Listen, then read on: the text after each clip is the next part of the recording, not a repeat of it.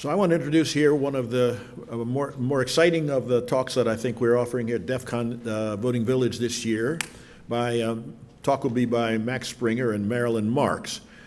Marilyn Marks is an absolute dynamo in this field. She is the leader of the Coalition for Good Governance, CGG, in Georgia. Her coalition is the organizing plaintiff of a long-running lawsuit, Curling v. Raffensperger, which successfully got the Diebold TSX DRE machines in Georgia declared unconstitutional. We have TRX DRE machines right on the other side of that wall. That lawsuit is still continuing and trying to do the same thing for Dominion ImageCast X BMD machines in Georgia. She was also the person who exposed the scandalous software theft in Coffee County, Georgia, about a year and a half ago, leading to charges against many Trump-aligned conspirators. She described that escapade here at DEF CON last year at the Voting Village. Her organization is the tip of the spear in fighting for hand-marked paper ballots and proper RLAs in Georgia. But she's no stranger to the subject of secret balloting either, because earlier in her career, in the 2009-12 timeframe, she was fighting for secret ballot rights in the state of Colorado. And that's relevant because of the talk that they're about to give. Max Springer, who will be speaking first, is a postdoctoral research fellow at Princeton University. He has conducted research at Google, at Nokia Bell Labs, at Yale, and at the Max Planck Institute. Last week, he published a blog entry on the important CITP blog about the work that he will report on today. So first, Max. Cool. Thank you so much for that introduction. I know my bio pales in comparison to Marilyn a little bit, but I'll try and do her justice. So today we're going to be speaking about sort of an extension on a known issue with Dominion voting systems, particularly as it pertains to Georgia, and essentially how a known vulnerability can be exploited through a supercharged system using AI tooling systems. So we're going to walk through that today. Sorry, can people hear me better? Cool. So just an overview of the talk. Marilyn and I are going to bounce back and forth where our expertise are needed. But like I said, we're going to talk about sort of this 4-year-old flaw and basically how it's become more timely than ever as a result of this new AI coding tools that are emerging and are readily accessible. So to start, secrecy and the secret ballot is a security control. And by that, I mean that if you can't prove how someone voted, then there's no real means to buy, coerce, or discourage how they vote. So if you tell me that I have to vote for someone and you pay me off to do that, I can still go and vote whoever I want because there's no way for you to certify that I voted consistent with how you wanted me to. And the secret ballot is also important for transparency, namely that if you publish ballot level records that are anonymized, then it allows the public to check in sort of audit elections and understand what's going on. And more than that, they offer anonymity, meaning that typically what happens, and what we're going to talk about here, is that when ballots are submitted and records are stored, they are shuffled prior to release in order to anonymize the actual votes, and so they don't correspond with the voters themselves. And the assumption that's at the base of sort of this transparency and this anonymity is that both of these are going to depend on the shuffle and the anonymization process being random, and that is critical to this actually functioning. But what's crucial here is that it's not. And this is due to an exploit or a vulnerability that was pointed out in 2022 that I will review. So as some of you may know, in October 2022, a group of researchers found an exploit or a vulnerability in the Dominion voting systems in which you could recover the ballots, or you could recover the order in which ballots were submitted. And by that, you could, in theory, tie the ballots to individual voters and basically reveal how any person who had submitted their ballots through these systems voted. I won't speak too much on the technical details here because I think some of the researchers who actually developed and studied this vulnerability are in the audience or bouncing around DEF CON. So if you find them, you should be sure to chat with them. But like I said, this exploit was noted in 2022. It was published as a distinguished paper in 2024. It was certified in 2023, and it's been known to be afflicting 21 states, including Georgia. And it's been known for several years now. And if you want a full write-up on the details and sort of mitigation strategies, you can see the DVS order website. But critically, the issue with this vulnerability is not that this is going to change election outcomes in any capacity. It's truly an anonymous issue. Namely that you cannot alter a vote, you can't flip a race, and you can't change a total based on this vulnerability. But you can reveal people's ballots. And it breaks one thing, the promise that nobody can tell how you voted. As a sort of high-level schematic on how the vulnerability actually works. So upon arrival at a polling location, when someone fills out their ballot, they will provide it to the machine to scan, and that scanner is going to stamp each ballot with a randomized number such that it can be recorded and tallied later, and we can actually audit the election. And following that, the actual recording of these ballots is shuffled according to this random number, such that you can't actually recover the ballots' original casting order and thus de-anonymize them and reveal the ballot or reveal the identities of who submitted these ballots. But what was known and what was shown in 2022 is that this randomized generator is not actually random; it's pure arithmetic. And by knowing that it's arithmetic, that means you have an invertible function, and thus you can reverse engineer the order in which ballots are submitted. And we'll talk later on about how actually recovering this order can then map onto the voters themselves. And crucially, in order to use this exploit, you don't need any key, you don't need any special access, you don't need to access the machine itself.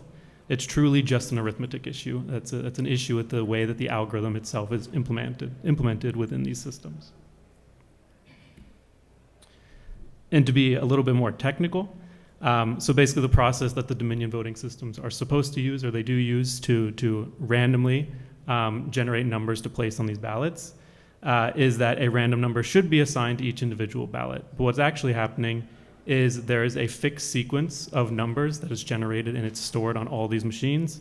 And at any point when the first person arrives to put their ballot in the machine, a specific index on this list is given, and then all the numbers from that random list that's already stored on the machine are just printed sequentially based on some sort of offset.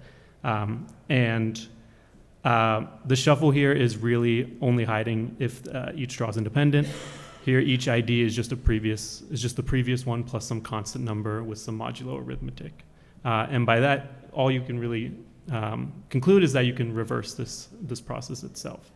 And what's crucial here is that this is a linear congruential generator, and it's fine for certain problems where you just need to obfuscate the data and you need to sort of mask what's going on. But in practice, obfuscation is not the same as encryption. These two are definitely not interchangeable.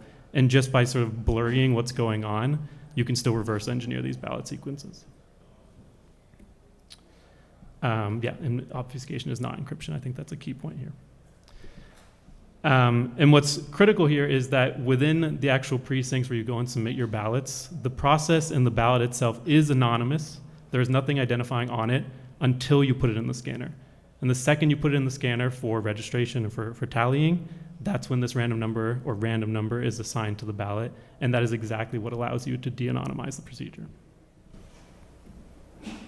And to be clear, that number is assigned to the electronic record. It's not printed on the paper ballot itself, but then that electronic record holds that particular non-randomized number. So 4 years ago, this was all discovered. It was put into the court record. The Secretary of State was made aware. There's long history of this being known and talked about, and we filed complaints about this back in 2022, but nothing was done. So why now? Well, we were about to take on 2 more advocacy pieces having to do with the secret ballot in Georgia. And I wanted to make sure before I signed my name to verify saying, yeah, this is still a problem. I wanted to make sure it was. And so over the weekend of the 4th of July, I started doing a little bit of I started doing a little bit of hunting and pecking around to try to test this manually because I have no coding skills. I am not a technical person. And as I did that, I thought, wait a minute, there's got to be an easier way to do this. So I called a friend of mine who was a software engineer, and I said, can you just write me a little code? There's got to be a better way to do this than my hunting and pecking around to make sure this is still right. He says, 4th of July, I'm not going to mess with this. I thought, darn it, what am I going to do? I thought, I've heard that ChatGPT knows how to code stuff, and I'm good at bossing things around. So I'll give it a few commands and see what happens. So I took a lot of public records and fed them into ChatGPT, gave it a few commands, and the next thing you know, I was absolutely stunned to see what it was doing with what's supposed to be an absolutely secret ballot in Georgia. In Georgia, it's not a suggestion. It's not an option. The law says, including the state constitution, says that the ballots shall be secret. But there is a further statute that says it must be absolutely secret so that no one can know how someone else votes. It's protected by federal law, Georgia law, the Georgia Constitution, and they must be anonymous. So no fair when the Dominion software assigns an identifying number to it. So if you start thinking about, now who's at risk by a secret ballot? Most of us in this room are probably not too worried about our vote being known. We're probably not all that private about it. But if you start thinking about people who are in much more vulnerable positions, someone seeking a job, you want your potential employer to grant you an interview or not based on how you voted. You think about someone under trial, and did you vote for the judge or not? Did my attorney vote for the judge or not? You can start thinking through the list of what about military commanders? There are senior commanders who would like to know how their officers are voting. You go down the church leaders. Think about school teachers who are bullying parents, may want to know what the political beliefs are of their teachers.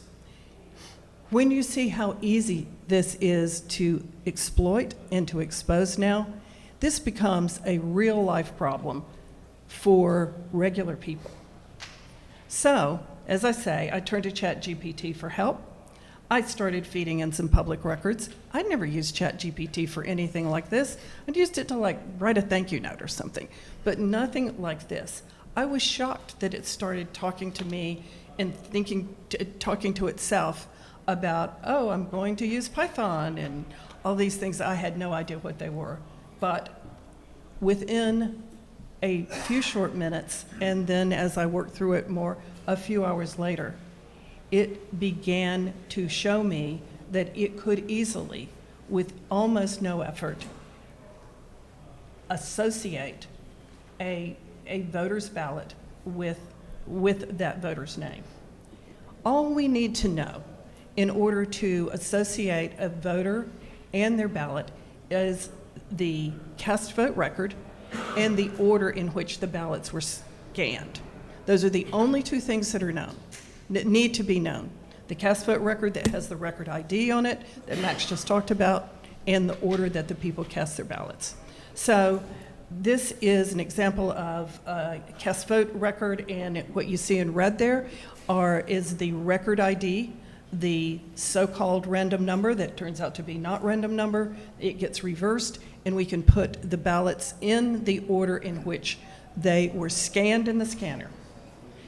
I just have it circled here, so it is easy to unshuffle those ballots. It was quite easy when I fed the blog piece that was written by the researchers into ChatGPT and said, just do this.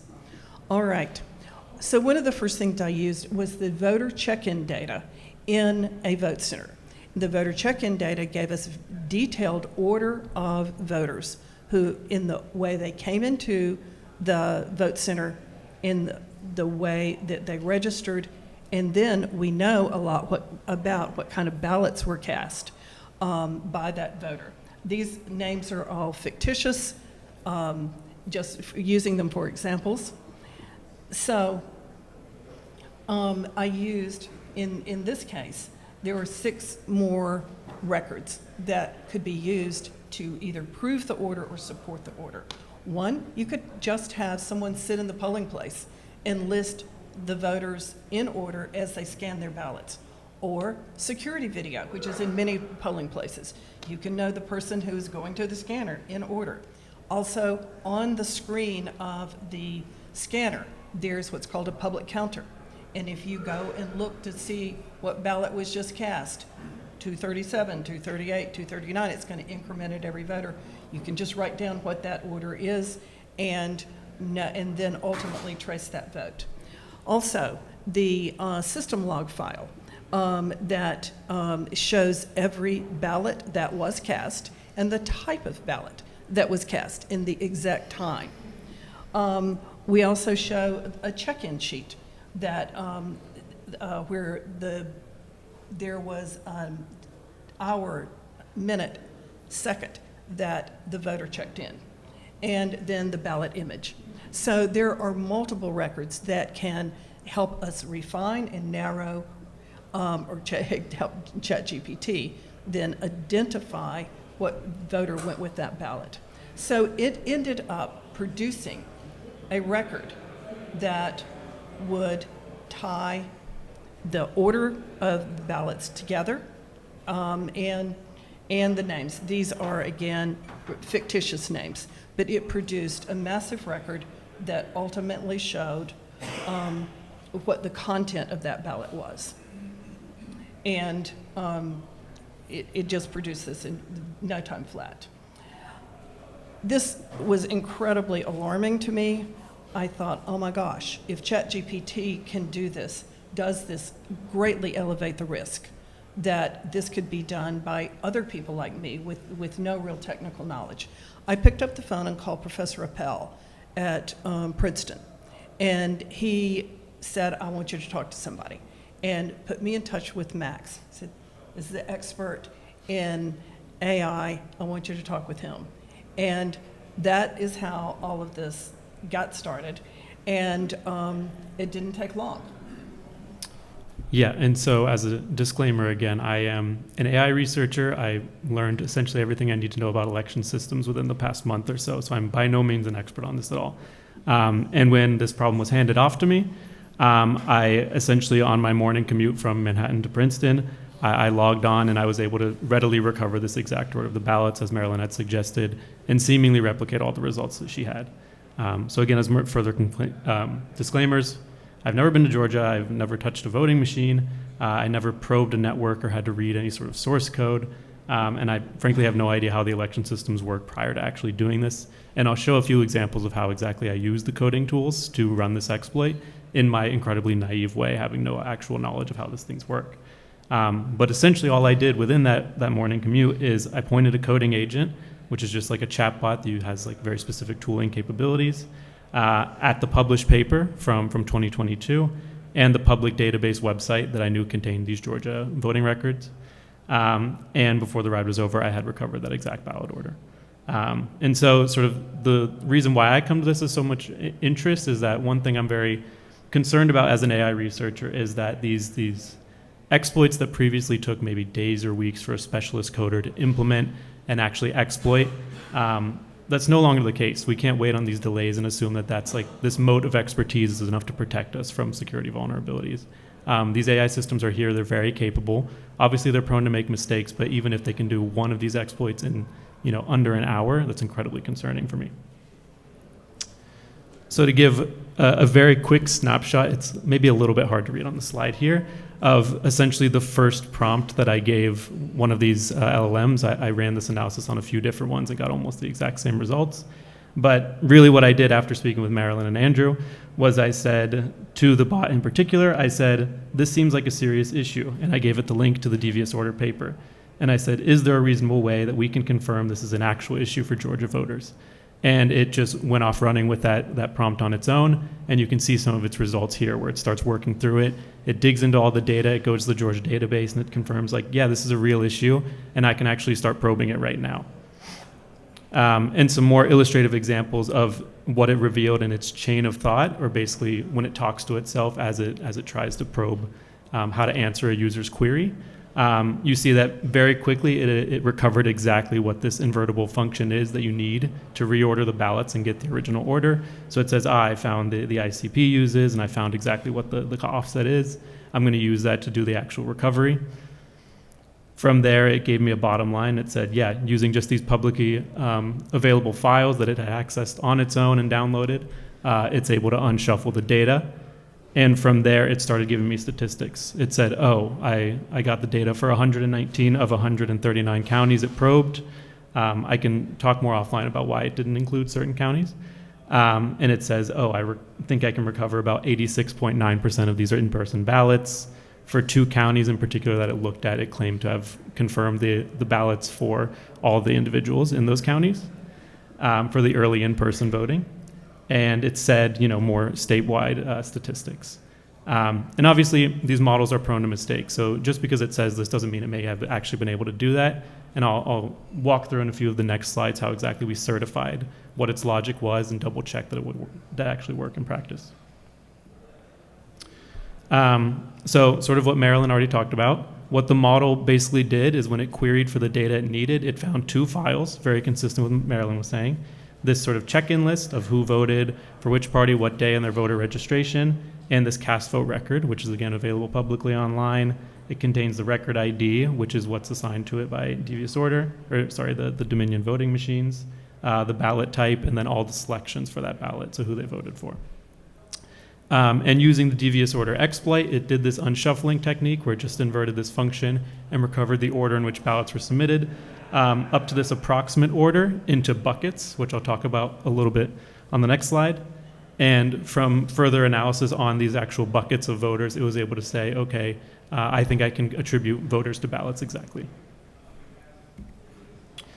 So like high-level statistics, again, from what I recovered in that very quick testing, the model was able to conclude, and I was able to certify that it found about 1.5 million in-person ballots submitted in Georgia were recoverable with this cast order issue, which is about 98.9%. It ran the exploit for 114 of 139 that it queried. Again, there were some issues with the model itself where it couldn't parse certain data for some of these excluded counties, and that's sort of why it stopped short of running a full analysis there. And again, I did this on my commute to work. This took about 1 to 2 hours of just letting the model run on its own. And again, just to be a full disclaimer, I never once touched a machine, exploited a network. I never used any of the source code. I never pointed the model at any source code. I don't even know how I would do that. And I never accessed anything non-public. Okay, so to quickly run through this idea of bucketing. So if, say, for instance, on a given day at a precinct or at a voting machine, everyone who voted early that day, there's about 400 of them. These are sort of made up numbers, but this is a walkthrough of roughly the analysis that the model was able to run on its own. So if 400 people came to a county to a specific polling location on one given day, then we have 400 possible ballots that could be attributed to any of those 400 people. So from that, we know that there is a one-to-one relation, but maybe we don't know what that relation is. But from there, you can further filter down, and you can say, okay, well, only 150 Democrats were there that day. So now I know for those 150 people, there's only 150 possible matches. From there, if you filter down based on, say, ballot type, then for each person in a certain group, you might say, oh, there's actually only 12 ballots that can correspond to that person. And from there, sort of some of the data that Marilyn talked about in terms of S-log files, or if you were to inspect, say, CCTV footage, then you could say, okay, within this bucket of 12 possible people, I can actually precisely identify each person's ballot. And so, yeah, it's sort of, at a very high level, say if you were the only Republican to show up at a certain polling location on a given day, then we would have your ballot immediately. We would say, oh, there's only one Republican ballot that day. I know it was right there. And so I would be able to find your ballot in that instance. So to sort of look at the actual statistics that are reported on that first initial output from the model, where it said that it had recovered 650 of the 650 early in-person votes for Heard County, one of the smaller counties. So of the 650 in that approximate order it gave me when I further inspected it, about 10% of them were ballots that sat in unique buckets, which means there was only one person who arrived within a given time period of a certain political affiliation, of a certain ballot type, and so on. So for those 10%, we know exactly, we would be able to say exactly what their ballots might be. And we can actually look and see that about 87% are alone within S-log check-in to ballot periods. So what I mean by that is if you checked in at, say, 8 a.m. and a ballot was processed at 8:05, and the next person to check in didn't arrive until 8:07, then there's no ambiguity. We know that you're the only person there, so that has to be your ballot. And then moving further to get to see exactly how the model was confident on these other 650, you might need further data, which is some of those 6 pieces that Marilyn had mentioned. And if a bad actor wanted to, they could very easily do this inspection and recover people's ballots.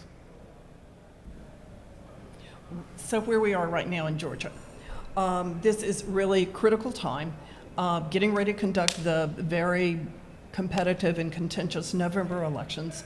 And we have been trying to get the Secretary of State or the State Election Board to deal with this problem. Right now, what has happened is the Secretary of State says, no, it's too late.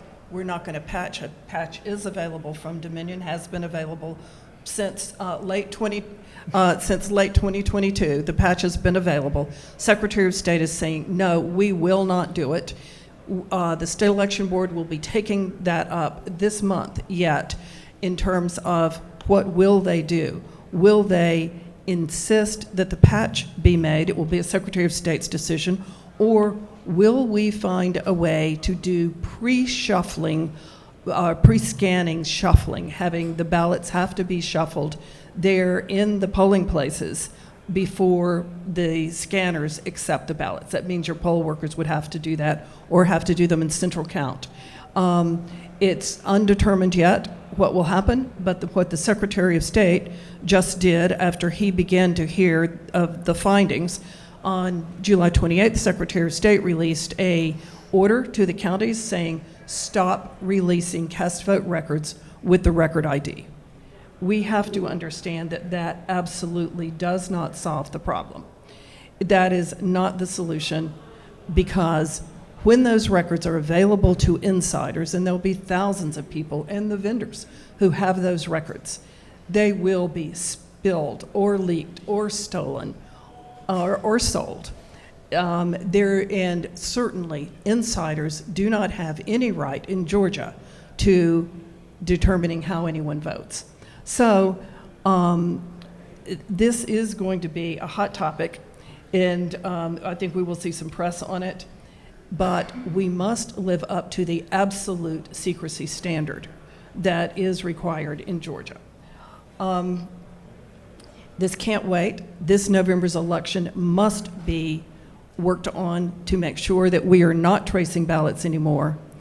And unfortunately, voters can be afraid of this, of course, if we don't get this fixed. Some people think the answer is just don't tell voters. That's unethical, it's unlawful, and that just cannot be the answer. So I've already covered a little bit about what we're asking for. Do the patch, redact the record IDs, but put in what the researchers created, a sanitizing tool that will not break the audit record. And that will be acceptable for old records, but let's don't create any new records that identify, that even an insider can access. The ballots must not contain this reversible number. Transparency is essential, and a lot of people are going to give up the transparency and just have insiders and vendors with access. So I don't know that we have time for any questions, or do we have time for any questions? We do? Okay, good. One critical question here is, of course, an incompetent random number generation process is a problem here. But there's an even deeper problem from just publishing cast vote records at all. It's already a privacy violation. Why is that being done? It's not necessary. Why do you say it's not necessary? And why if they are properly randomized, Why is it a privacy It's violation? a privacy problem for something called pattern voting, where a coercer can tell a victim, I want your ballot to look in exactly this way with a very specific, unusual pattern, and if that doesn't show up, you're in trouble. So as soon as you publish cast vote records at all, you have a problem, and you don't need them. I don't see what purpose they serve. Well, certainly from a from a public auditability standpoint. Microphone. Okay, so sorry. I feel like I'm so close to the mic. From a public auditability standpoint, we do believe that that all of the records should be fully available to everyone. Sir, You can do a full RLA, comparison-based RLA, without having to publish the cast vote records. You don't need them. okay, well, we would just disagree on insiders having different level of information. Okay, our time is up? Okay. And we'll be happy to take questions in the other room.